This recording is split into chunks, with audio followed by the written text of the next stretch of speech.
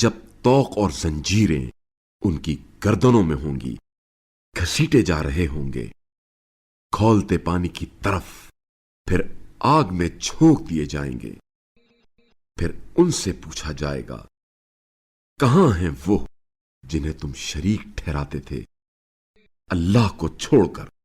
وہ کہیں گے، وہ تو ہم سے ناپید ہو گئے، بلکہ ہم تو پہلے کسی چیز کو پکارتے ہی نہیں تھے۔ اسی طرح کفار کو اللہ گمراہ کر دیتا ہے۔ یہ انجام اس لیے ہوا کہ تم زمین میں حق کے برخلاف باطل پر خوش ہوتے تھے، اور اس کا بدلہ ہے کہ تم اترایا کرتے تھے۔ جہنم کے دروازوں میں داخل ہو جاؤ، جس میں تم ہمیشہ رہو گے۔ تکبر کرنے والوں کا کتنا برا ٹھکانہ ہے۔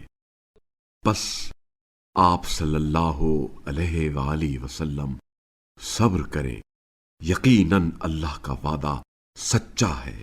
اب انہیں ہم نے جو وعدہ عذاب دیا ہے، اس میں سے کچھ حصہ ہم آپ کو زندگی ہی میں دکھا دیں یا آپ کو دنیا سے اٹھا لیں، بہرحال انہیں ہماری طرف پلٹ کر آنا ہے۔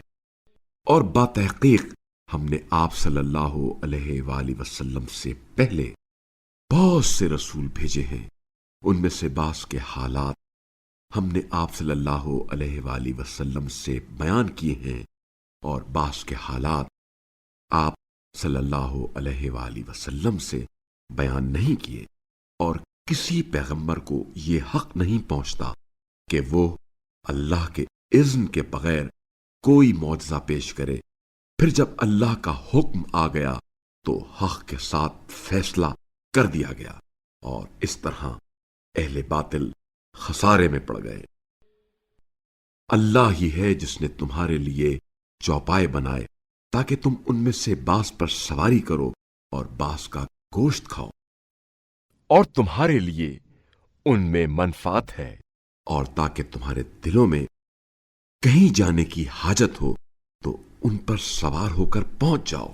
نیز ان پر اور کشتیوں پر تم سوار کیے جاتے ہو۔